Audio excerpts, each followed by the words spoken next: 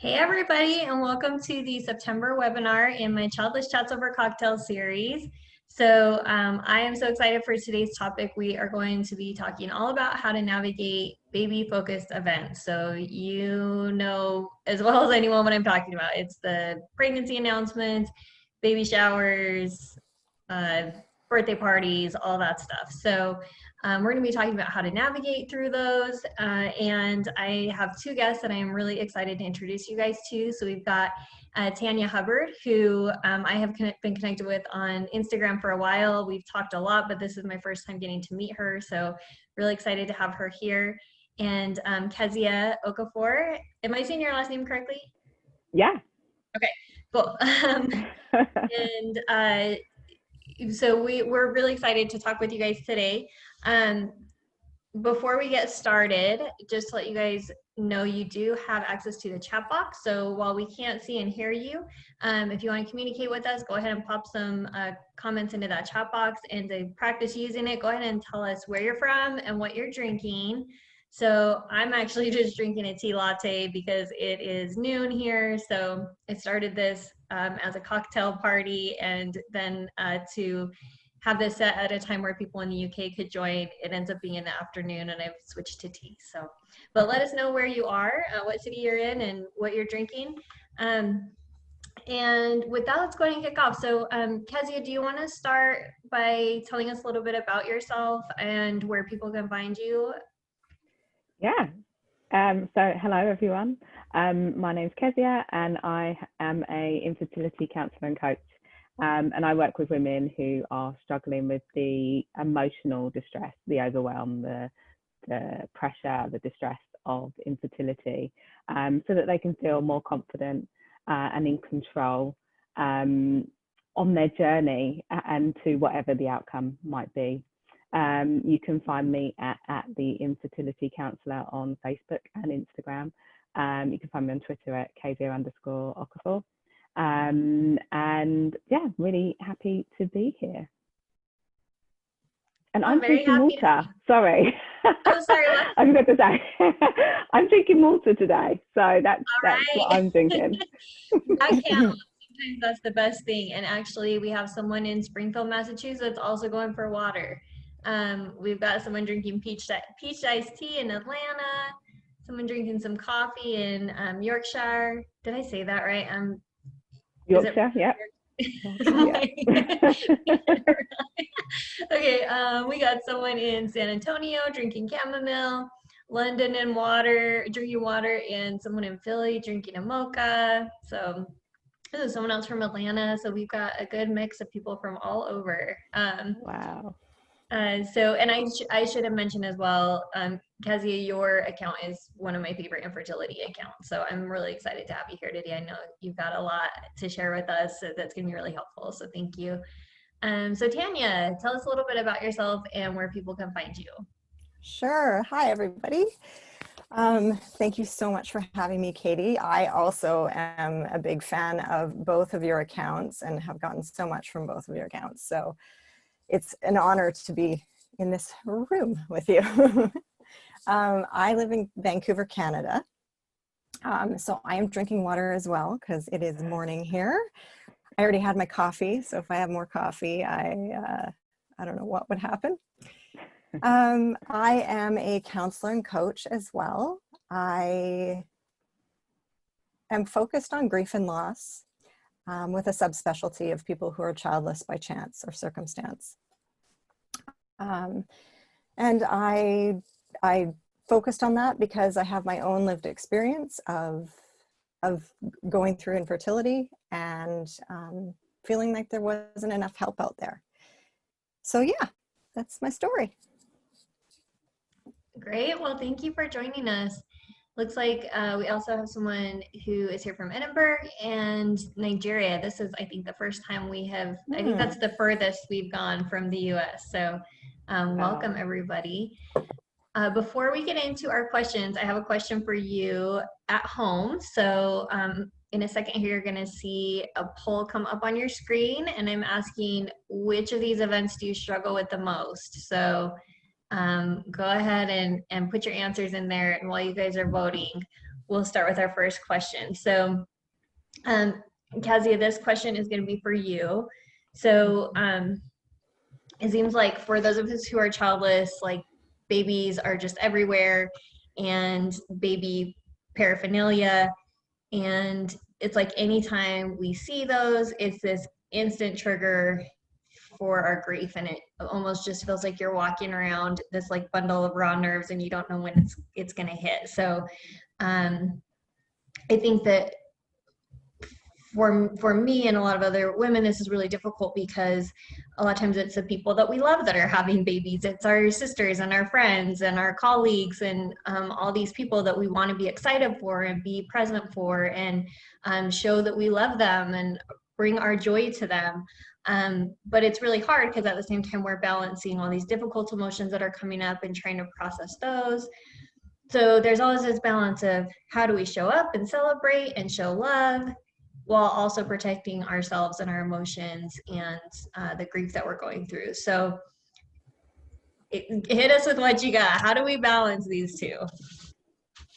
You know, I think it's so difficult when it's our loved ones, especially, because like you said, you want to be there.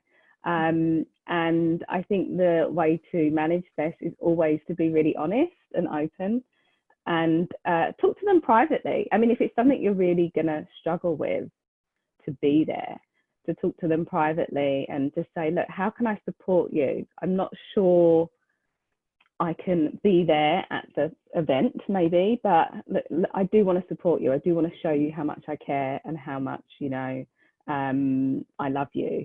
And let me know how I can be there in other ways. And if you feel like you can go to the events or you want to go and be around them, it's always, I think with families are always difficult and loved ones are always difficult. They trigger us more than most people for lots of other reasons. And I think it's really important to prepare and to prepare yourselves when you're going to events. So know who's going to trigger you, you know, if it's that auntie or that whoever.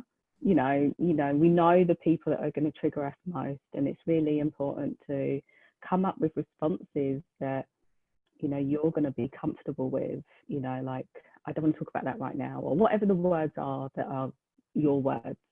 And I think the most important thing is to give yourself grace. So if you do find that you are getting emotional or it is becoming too much or it is overwhelming, you know, go to the toilet. I think it's really important to be able to, when you go into that kind of stress response, to really bring that back down. So go to the toilet, you know, give yourself that time and go and take 5 minutes and just do the breath work, you know, and the breath work just calms the system down and just tells your body, tells your brain, most importantly, that you're okay. And it's that really deep breath that, you know, in through the nose and either out through the nose or out through the mouth. And it's really important that you give yourself that, because a lot of times we don't, do we? We kind of feel like, I've got to be here, I've got to sit through this. And actually it's, you know, saying, actually, what do I need? What do I need to support myself? I need to take 5 minutes and go and calm myself down. And I think it's really important that you respond to yourself in that way. Hope that helps. Yeah, I think those are all really good suggestions. And I like the idea of kind of having a plan before you go in of like, here are some coping tools I can use once I'm there if I start feeling like overwhelmed or start, you know, feeling this coming on. Another suggestion that, and I feel bad because I don't remember whose it was, but on another of these webinars that I did, someone suggested that if you're going to an event with a partner, or if you're by yourself, to have an out that you've already thought of in advance. So if you're with your partner, have like a code word that you can use that's like, we gotta get out of here, I'm done. Like if it's, you know, you on your own, you don't have to have a code word, but maybe just making a plan for like, what's an excuse I can use if I really am getting overwhelmed and just feel like I need to leave early. Yeah, and it's really about protecting yourself in that way, isn't it? And knowing that it's okay. It's okay for me to have a plan. It's okay for me to go to the toilet and do 5 minutes of breathing. It's okay for me to have an exit plan. So a lot of the times we feel like, oh, I shouldn't do that. Does that make me a bad person? But this is all about, there's no better word for it, but like self-preservation. you know, like, Yeah. how am I going to get through this? Because it's really difficult, and it's okay that I find it difficult. You know, it doesn't make me a bad person. And this is all about having compassion and grace for self. So yeah, if you need that exit plan, or you know, you need to rehearse it in your head, like, this is what I'm going to say if someone says this, or yeah, you know, whatever it is, I think give yourself that. It's really important. Yeah, those are great suggestions. Tanya, do you have anything that you want to add on this one? You pretty much kind of hit all the points that I was thinking of for the next one, but I think just acknowledging that we, at different stages in time, we're at different stages of this journey. And so something that is really triggering today may not be in 6 months of time, and vice versa. And just to, again, give yourself grace that, like, you're processing your grief, you are where you're at in that time. And you can go from being like an out and out no to going to these events, or a no to answering questions, to wanting to go to the events, or having sassy responses to the questions. And it, you know, there is no right or wrong way to do it. That you just need to check in with yourself and really acknowledge, like, what do I need to be okay? How, like, what are the parameters I need? Because whether it's listening to a pregnancy announcement or going to a baby event, you know what you need to be okay. And it might be to just not go, or it might be to, you know, have a buddy, et cetera, et cetera. So I'll stop talking, because I think I'm probably bleeding into the next question. Okay, so I'm going to share the poll results, because this one actually surprised me a little bit. So I'm going to ask you guys at home a follow-up question to see if my maybe ideas about why this might be are correct. So we've got two ideas here. So the first, Kezia, is it, when I was doing research for this, I realized, like, I actually don't know if baby showers are as big of a deal in the UK as they are here in the US, because in the US, they are now. Pretty, they are now. Yeah, they didn't used to be a number of years ago, but they are pretty huge now. Yeah. Okay, so that is something. Okay, so because I was surprised, only 8% said that baby showers were the thing they struggled with the most, and that it's a pregnancy announcement had 54% of the vote here. So one thing I'm wondering for you at home, maybe you can tell me in the chat box, is do you think part of this because a baby shower, you're invited to an event and you can say no, and so you're not attending them, whereas a pregnancy announcement pops up unexpectedly, where maybe it's popping up on your feed, or you know, someone hits you with it at a dinner or whatever, where you're not prepared for it, and you're you know, expect to, like, respond in the moment. So I don't know, is that, maybe share in the comment box here, like, if that is accurate, what I think may be accurate here, or if I'm off the mark here. So it looks like one person is saying, yeah, they don't have time to prepare for an announcement. Someone said they're not really a thing in her circle. It's difficult to prepare for the pregnancy announcements. Yes, I avoid baby showers, but harder to avoid the announcements. Okay, it looks like that is what it is, where it's like baby showers you can plan for, you can decline if you want to, but because the baby announcements pop up so unexpectedly, those ones are hitting you guys harder, it sounds like. So, okay, interesting. Yeah, I mean, it makes sense though. I'd like to add something. Oh, yeah. Yeah, like, I'm not surprised at all that that's the reason. No. You know, we can say no to baby showers, we can make up excuses, there's ways to get out. And I also think a piece that happens there is that by the time the baby shower comes, we've had several months to prepare for it. Whereas the baby announcement or pregnancy announcement just hits us like a ton of bricks sometimes.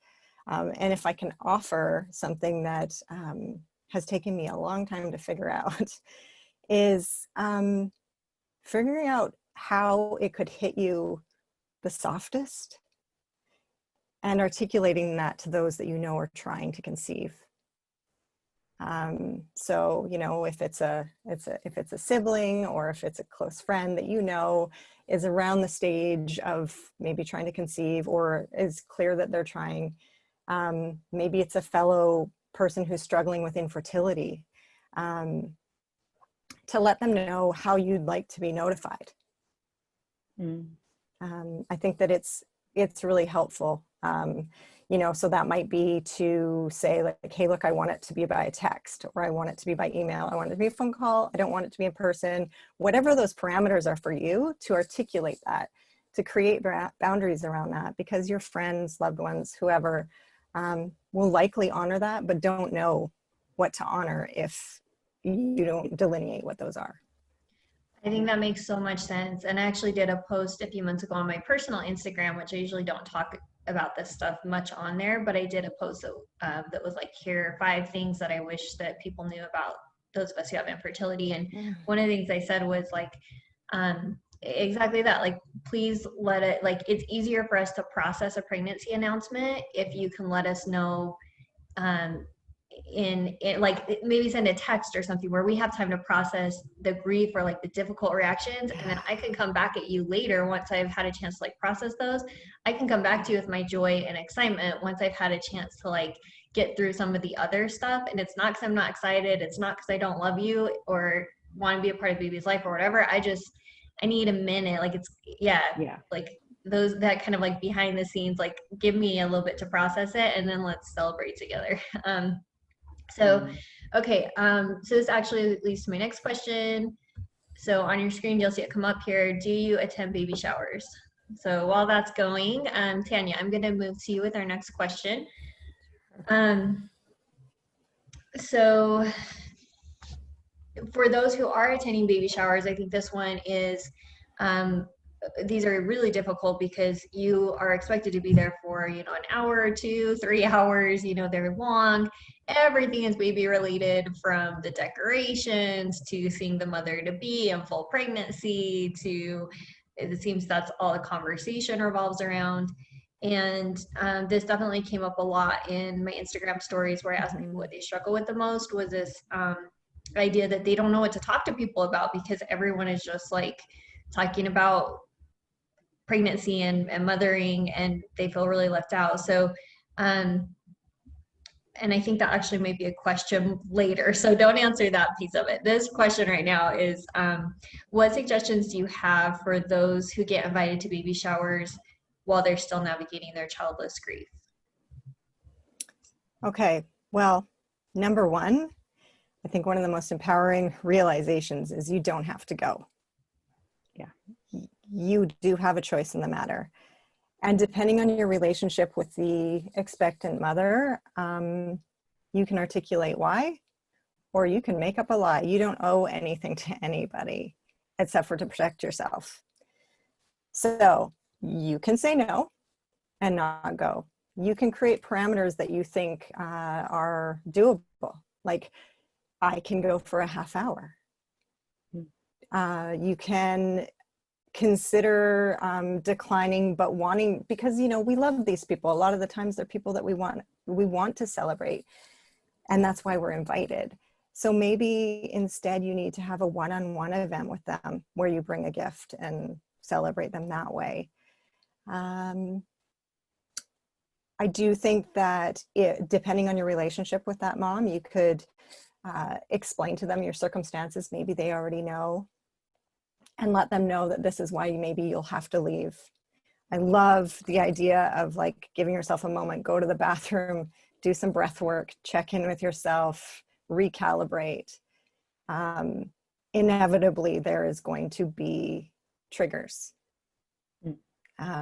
So, and then of course there's the buddy system. If you know this mother, you probably know some of the other people invited, and ask yourself, is there anyone there that you trust to share your story with, and so that you can have them as a bit of a lifeline to go to in those times of discomfort or weird questions or whatever. Is there somebody that can be your rock if it can't be the expectant mom?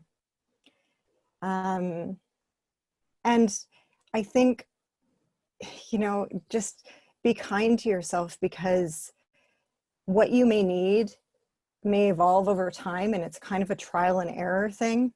So you might go and have like a bit of a meltdown, and from there, that's a learning experience of realizing like, oh, maybe it's too soon for me to go to baby showers or birthday parties or whatever, and reassess down the road.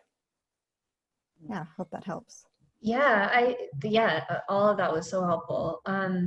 I think one thing I do too is like part of it depends on the relationship I have with the person. So like I wasn't willing to miss my sister's, like I wanted to be there for my sister's baby shower, but I thought about it in advance and thought about some different scenarios and how I'd handle them. And it said no to the planning part. Like that was just too much to be involved for months in advance of like thinking about a baby related things. So it's like, yes, I can come, I'll bring a dish or whatever, but like I can't be part of the planning process. So I think that, you know, but if it's just someone like an acquaintance, so easy to say no to those and just let those go. And even with some of my close friends, I think for me, like wanting to balance my excitement for them with holding space for my own emotions, I've kind of come up with a system where I found a product that is more for like the mom when she's pregnant, and I send that as a gift in the mail, and it's something I already have in advance that I know is something I like and would like to give, but I don't have to spend hours online like looking for the perfect gift where it's just all baby stuff.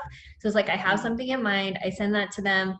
I will send a lot more text than I do in-person congratulations, because with a text I can like let my positive emotions come out in a way that feels good without them seeing that I may be crying on the end of the other line. Like, and it's a chance for me to express that happiness where they don't have to process my grief at the same time. Well, I do think there are moments that are appropriate for me to bring my grief in as well, you know, where I may have a moment where I say, hey, I may break down at this event or need to take a break or whatever. If I cry, like, it's not about you, I love you, I'm just doing my own stuff too.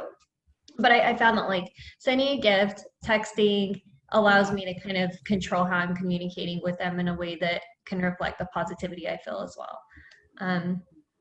So one thing that wasn't on my like question list, but that I'm adding because it's something that comes up a lot that I left off is what about events at work?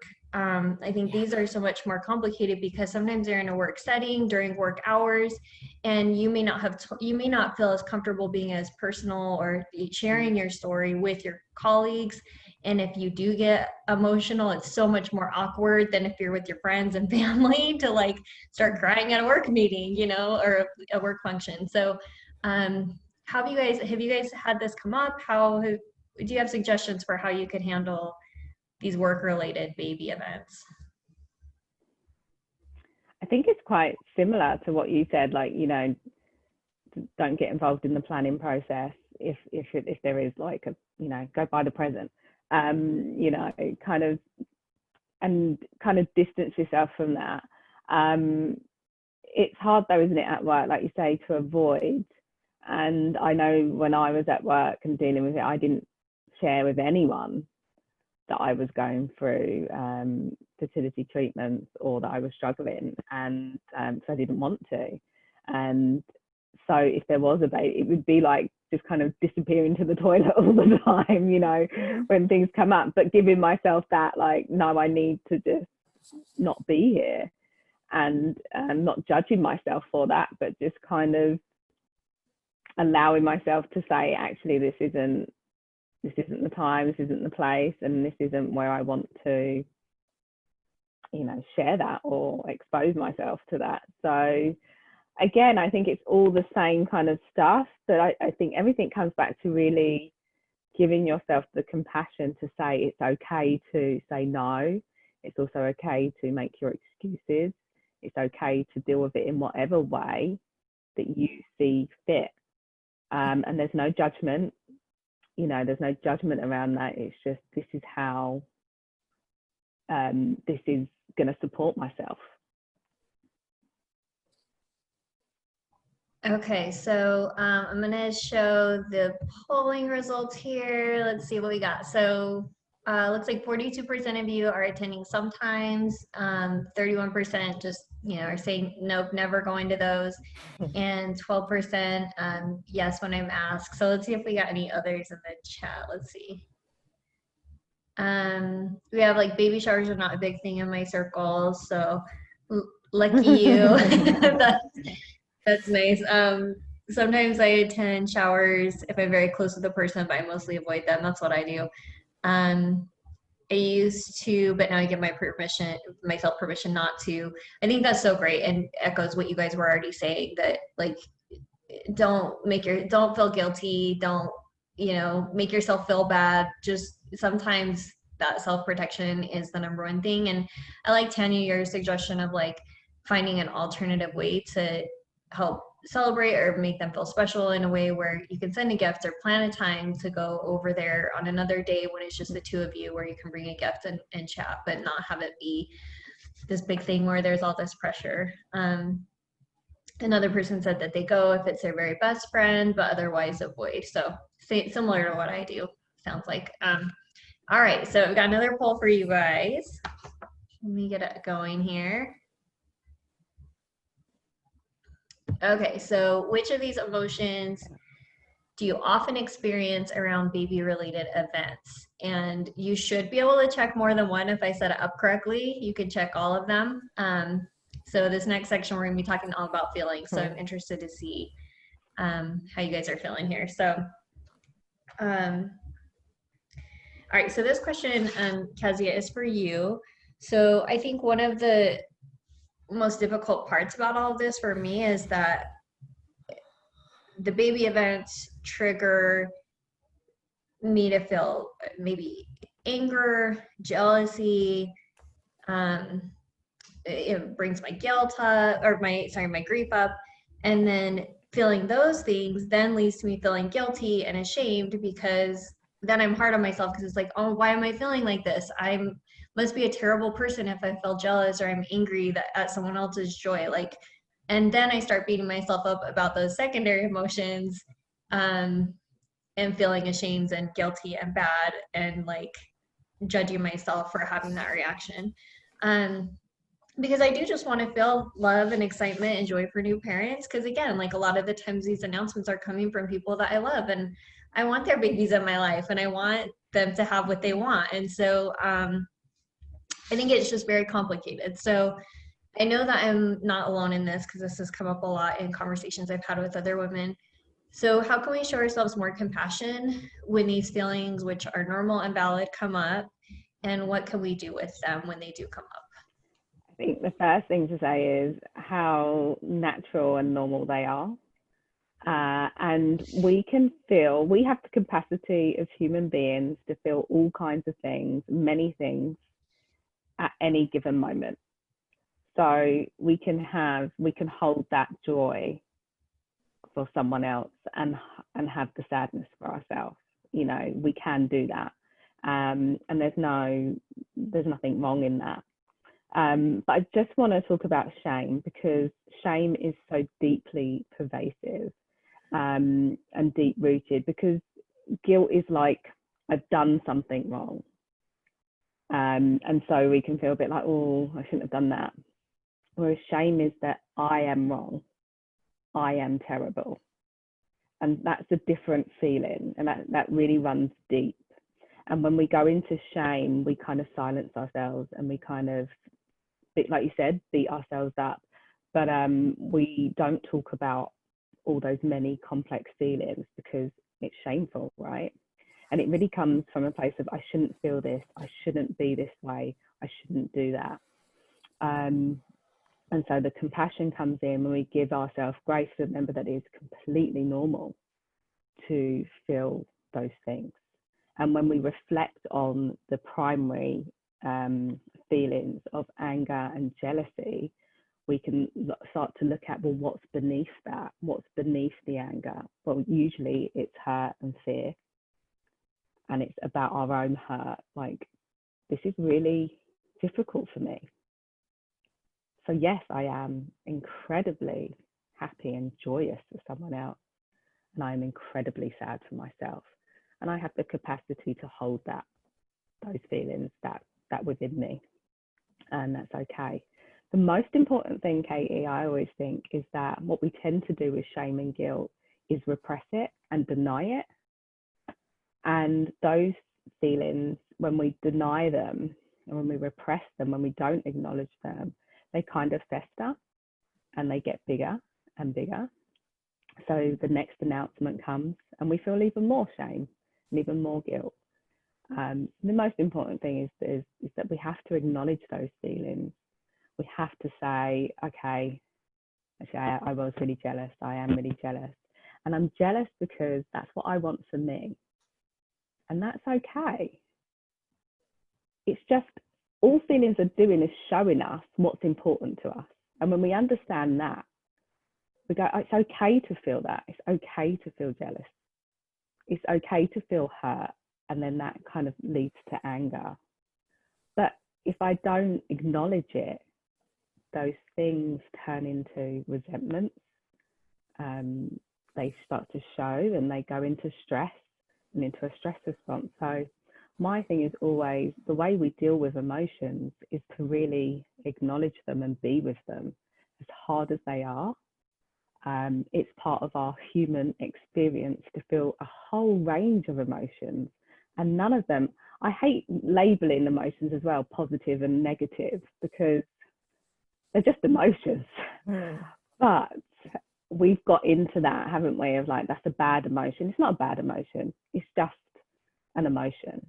And like I said, emotions are internal communication for what's going on for us, and it's just a signal to maybe pay attention to something, like, actually, this is still really painful for me. So what self-support am I going to put in, you know, to get through this?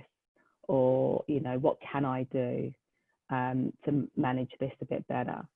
And that's, the more that we kind of tune in and respond to those emotions and then do the actions to self-support, the easier it is to kind of get through it. But we're always going to feel those emotions in one shape or form.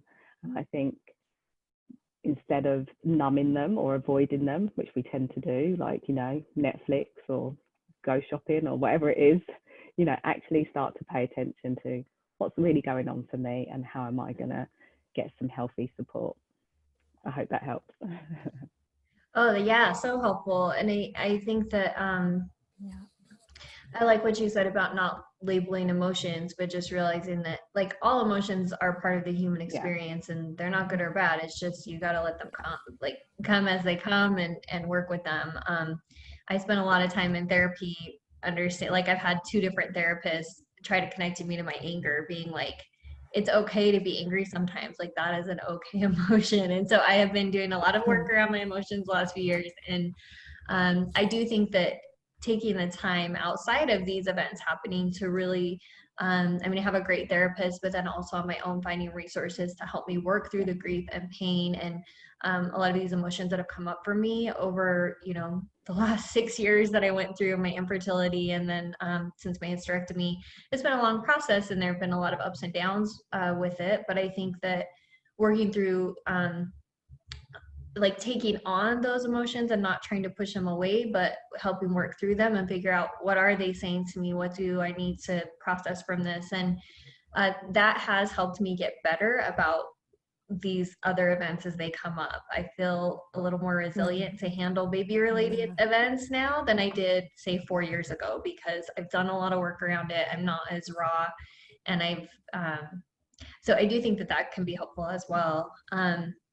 So yeah, thank you. Tanya, do you have anything you want to add on this piece? I think I would have said the exact same thing as Kezia. Like, I believe emotions are there for a reason, and they need to be felt. There's nothing wrong with any of our emotions. The only thing I would add is maybe that, like, yes, sometimes there's certain emotions that don't feel like they belong at a certain time. Like if you're at a baby shower and whatever. And the thing that I would suggest there is to, like, clock it and say, like, this is what I'm feeling and I need to actually feel it at some point. So I'm going to come back to this at a more appropriate time. Because, you know, as Kezia was saying, like, it's going to fester or something like that. And so, you know, if that anger or rage is there, find an appropriate time to get to experience it.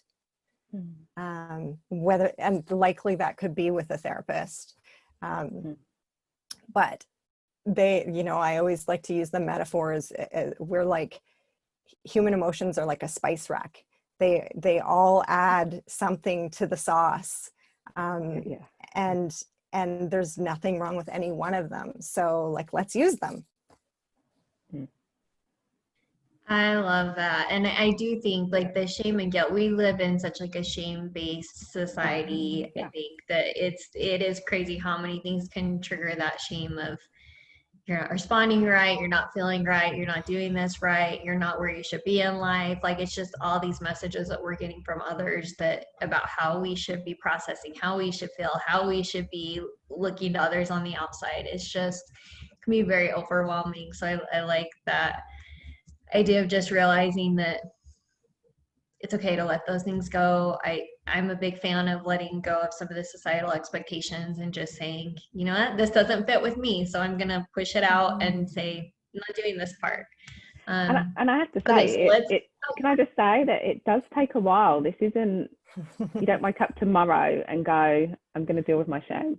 You know, this is a process. This took me years of my own personal therapy and even my training to really understand that actually, you know, I get triggered and it's okay. And I do feel these things and that's okay too. But I think it is really important, like you said, like in this shame-based society, to figure out what is right for me. And then also to navigate that in a really compassionate way for yourself and to just kind of go, okay, I do need to understand my feelings because, you know, we all have emotions, but they are associated to different memories in different ways and different triggers. So what triggers me isn't going to trigger Katie because we have different associations. So it's really important to understand yourself and to really get to know yourself. Like, don't hide from yourself is the important message here, you know. Yeah, I love that. Thank you. Okay, so I'm going to check in on the poll results here. So let's see. It looks like grief is the one that's coming up for you guys the most. So 85% said you often feel grief. Jealousy was the next one at 78%. Then shame, and then anger and guilt. So it looks like though a lot of these are coming up for a lot of you. So just to, I mean, hopefully this conversation that we had in the last few minutes here around this helped you and like see that these are totally valid emotions. These are very common. And part of why I did this poll was to help you see that like everyone else on the call is feeling these things too. So they are just a part of the process, and as uncomfortable as they can be, you know, they are just part of the experience, and there's nothing wrong with you for feeling them. So okay. All right, so my next question, and before I get into this next question, just to let you guys at home know, in about 5 minutes, we're going to be moving into questions from you guys. So if you have a question for me or either of my guests, or you can go ahead and put that in the Q&A box or in the chat box, and we'll answer them. We got a few from Instagram that I can ask if no one on the call has any, but if you do have one, go ahead and pop it into the Q&A or the chat, and we will have time to answer your questions live here. So, all right, so Tanya, I know I touched on this a little bit earlier, but in my stories today, I asked people what do they struggle with the most with baby-related events, and a lot of people responded, and I know I felt this too, that they feel very left out. So like if they are at a baby shower or like a toddler birthday party, they may be the only childless person in the room, and you feel excluded. You're not sure what to talk about because it seems like not seems like, all the times it is, that all the conversations are focused on mothering and kids, and so you're not really sure how to like jump into that conversation. Like I find myself trying to talk about like my nieces and nephews as a way to try to like wedge into the conversation. but it can be really hard because it further makes you feel like an outsider, like you're already struggling, you're already having a hard time, and then now you're feeling alienated and like you're not in the club, and that's like a whole nother layer. So for those of us who are attending events that are baby focused, is there anything that we can do to feel more included and to make space for ourselves while we're there? Yeah, they can be so alienating, and it's almost like putting a magnifying glass onto all our hurts sometimes.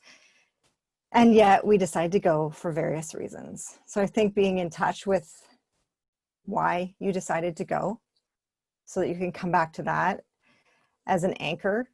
And I think recognizing that,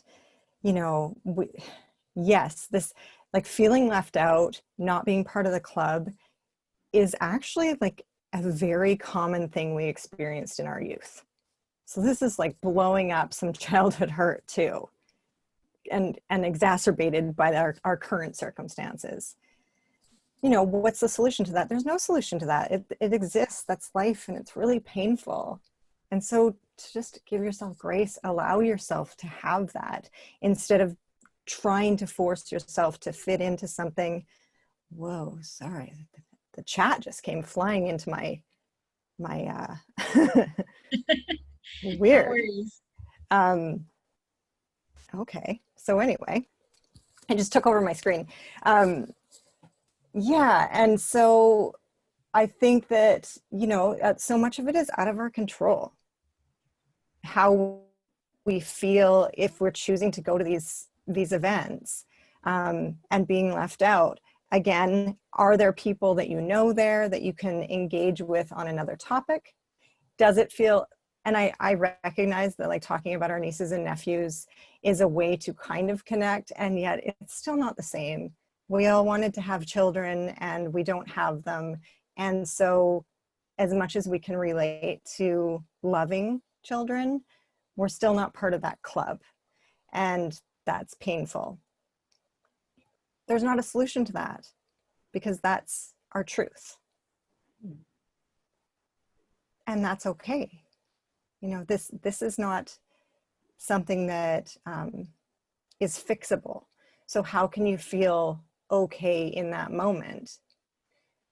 And, I'm going to echo what I said before, is that this really shifts as you move through time.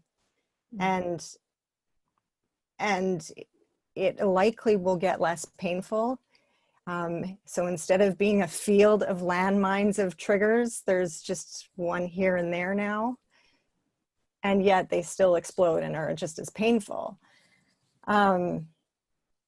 I think also, as I was pondering this question this morning, depending on the people you're associated with in that environment, and maybe even outside of that environment, I imagine many of you have been pregnant. And for those of you that have, and have experienced a loss, I think that we don't get space to talk about our pregnancy. Like, you actually do know what it's like to be pregnant. You're pregnant. So who do you get to talk to about that?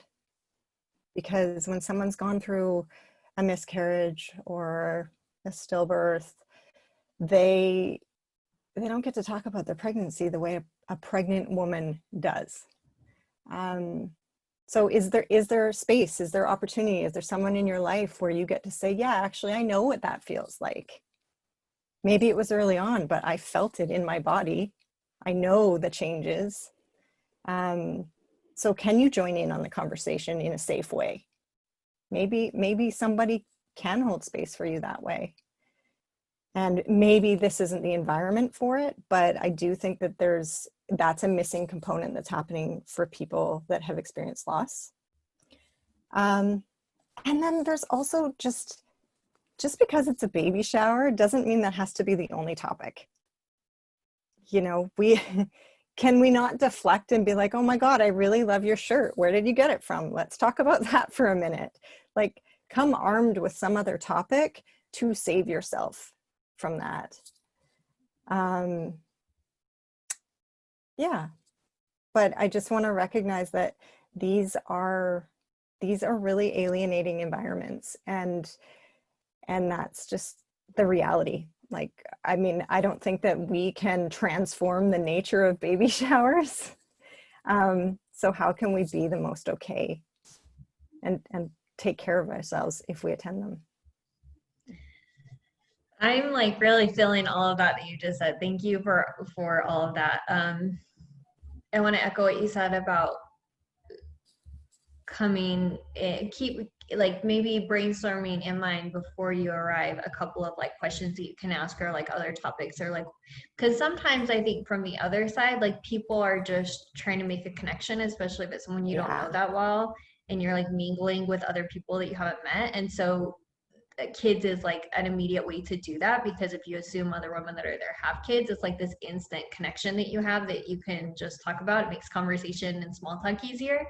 So I think coming prepared with like, here are like a couple of things that I can ask them about that are not kid related. What books have you been reading? Like, you know, thinking about other topics you can bring so that you can help kind of steer the conversation and give someone a lifeline. Like if part of the reason it's all baby focused is that they're looking for a connection, an easy way to connect, give them another easy way to connect with you on a different topic.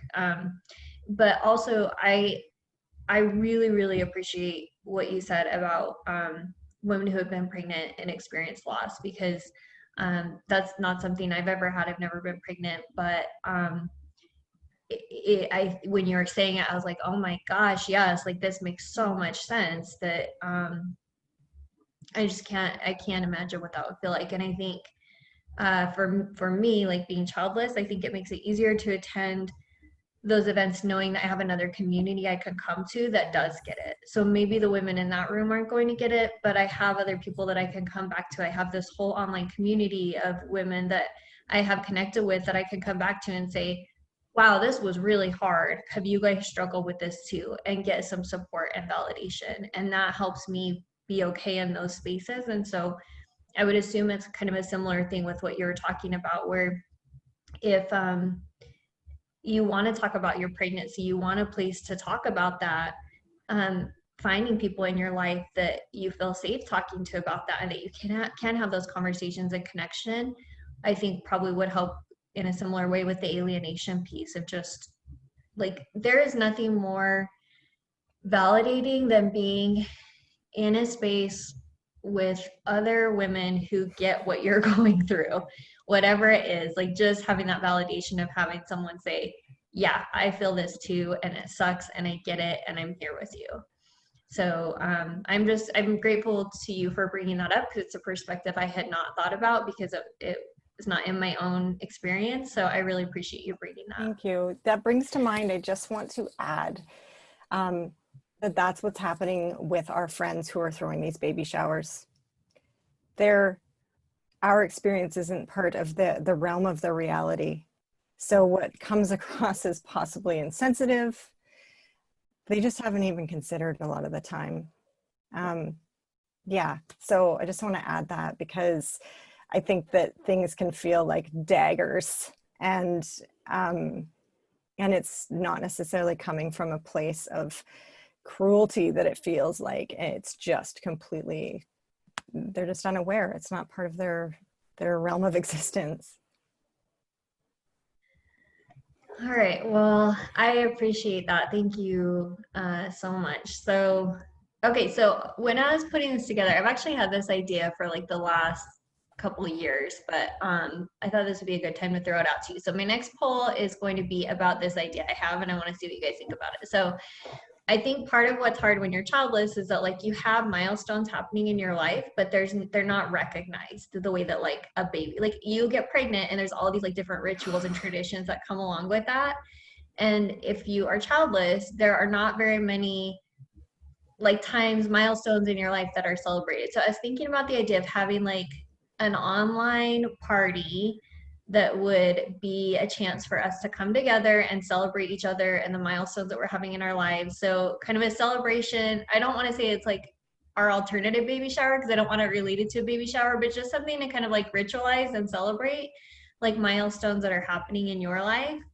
but I don't want to put the work into it if no one's interested. So my next poll is just asking you guys if you'd be interested in something like this, and be honest, because if I take the time to create it and then no one shows up, then I'll just be sad. So don't say yes to make me feel good. Can I just say I love that idea, and I immediately thought of, if anyone used to watch Sex and the City, Carrie Bradshaw, when I think her friend had a baby shower and her shoes got stolen. Yes. And she realized that nobody was ever going to celebrate her, and so she sent her at the end, I think, My Happy Life, single and child free. And I thought, yes, how amazing, because you're right, there's, you have milestones, and yet there's no celebration as we get older. In fact, age in our society just isn't rated for some strange reason. But I love that idea. I think it's great. Yeah, I'm so glad you brought up that reference, because when I came to the end of my trying to conceive journey, I thought of how many baby showers I've attended, how many presents I've given, and I was like pissed off. I was like, I'm never going to get anything. And then I had this idea. It's not related to what you're suggesting, Katie, and I love what you're suggesting. But I had this idea related to that Sex and the City episode. And I thought, you know what? I want to have I'm not having a baby shower and announcing I'm not having a baby. I love that. Seriously. And I love that reference too, Kizzy, because I remember exactly that episode. Like, she leaves her really expensive shoes when she comes to the house. They tell her she has to take them off to come in the house, and then they get like stolen, and they were like $600 shoes or something. And then she comes back and to get them, and the lady's like, well, you shouldn't have spent this much on shoes. And she was like, I've spent more than this on all of the babies and like presents that I buy for everyone else, and nobody buys things for me. So I bought these shoes for myself. It was such a nice moment. That show, I have some qualms about it. It's not always great, but no, I know. But some very that moments. Yeah, that moment came to mind. Yes, and in terms of like showing child-free women who are, well, I guess not all, most of them end up having babies of some sort or another, but Carrie doesn't. And I think that, it does have its moments of like showing what that's like for women without kids. So I'm glad you brought that up. That was a funny episode. Okay, so I got us distracted and talking. So I think we're only going to have time for one question, which we've had a lot come in. So one question I have before we do this is for Kezia and Tanya. Would you be willing, if I put these in my Instagram stories and tag you, to do just like a short video sometime in the next day of like answering a couple of these questions? Sure. Of course. Okay. Yeah. Cool. All right, so let me find one here.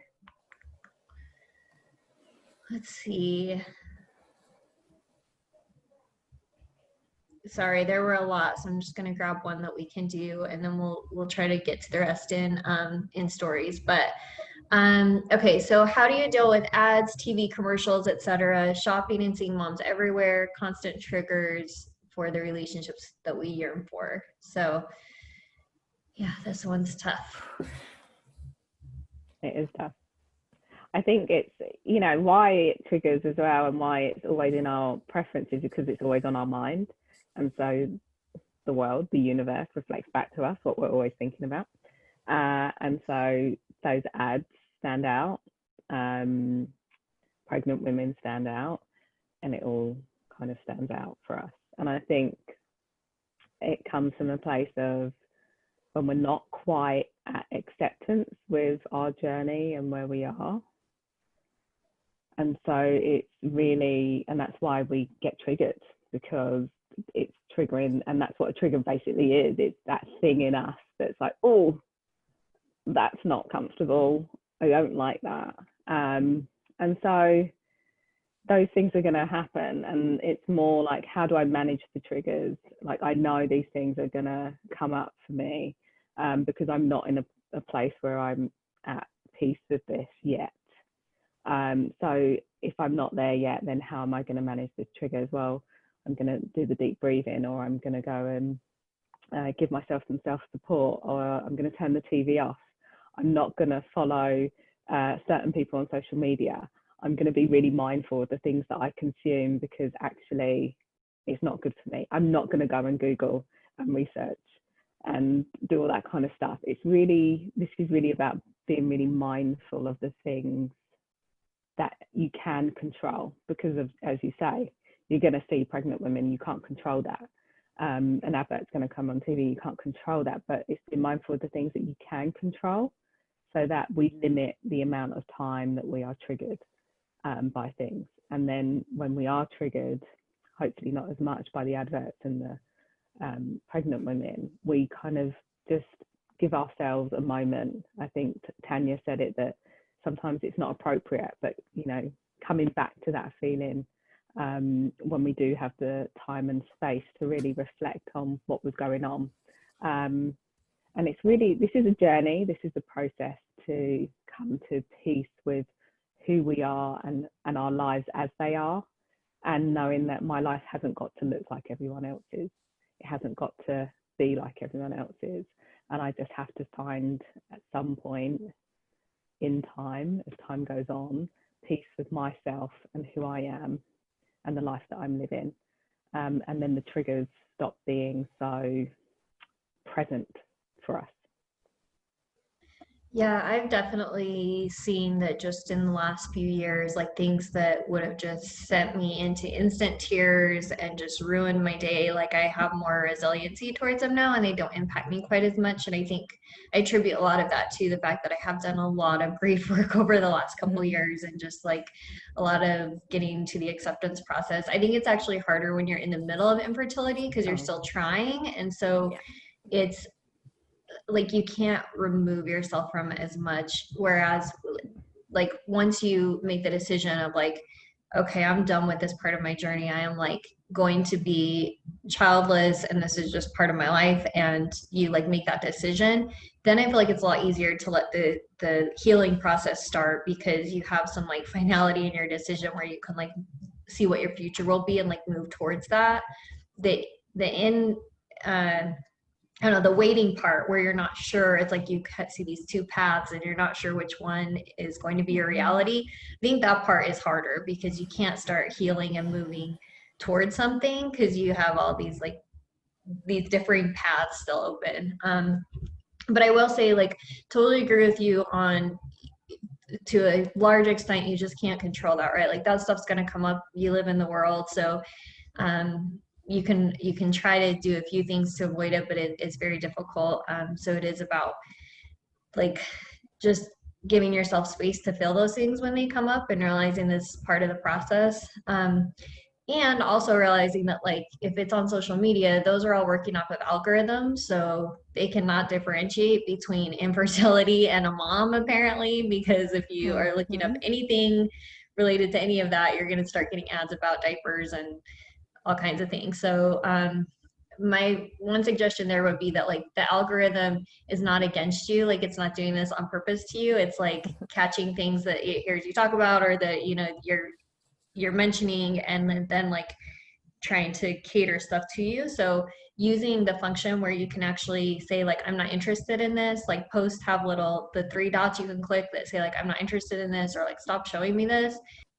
But okay, it looks like we're at time. So I really appreciate you guys. Before we end, I want to give you guys both an opportunity to remind us where we can find you online, and then also what services do you offer for women who may be looking for more support? Yeah, Tanya, go ahead. Sure, I'll jump in. So you can find me on my very new Instagram account, Tanya Hubbard Counseling. And my website, tanyahubbard.com, which is a counseling website where, like I said, I have a subspecialty of working with women who are going through fertility treatments, or at the end of that, and or are childless by chance for the zillions of other reasons that someone may not have a child. Yeah. Excellent. So yeah, you can find me on Instagram and Facebook at the Infertility Counsellor. Yeah, I have a website coming. I've redone my website and it's going to be kzrockefeller.com. Yeah, so I help women counselling or coaching, through counselling and coaching. Slightly different. Counselling is very supportive and coaching is far more directive and looking for transformation and change. But it's for, you know, really to manage the emotional distress. And I'm all about mindset as well. I think mindset is really important on this journey. And so that's what I do in the coaching with the women that I work with, is really shifting those mindsets to think about this a little bit differently. Great. Well, thank you, both Kezia and Tanya, for taking time out of your weekends to be here with us and chat about this. Thank you to all of you who joined at home. It's so fun, even though I can't see your faces. I love seeing all your comments come in and getting to be here with you on this Saturday. For those of you who are looking for additional support as well, you should reach out to Kezia or Tanya. And if you're looking for a group support, I do offer a once a month Childless support circle, and it's limited to 10 women. It costs $15 to join, but if that's a financial burden for you, just reach out to me. I'm happy to waive it. I don't want that to be a barrier for anyone. It's limited to 10 people, and those are such amazing healing groups. I've been doing them for like 6 months now, and they are fantastic. The women who attend are just amazing. You will love them. So if you're looking for a little bit more support, that one's peer-led. So I do create some like questions for prompts, but it's really a chance for you guys to talk about what you're going through with each other and be a support to each other. I try to take a backseat on those so that you guys have the time to connect and share with each other. So I just added my dates for the rest of the year. So if you're interested in that, you can head over to my website at chasingcreation.org/support and sign up. So thank you, everybody. This was great. I really appreciate your time. Bye. Thank you. Bye.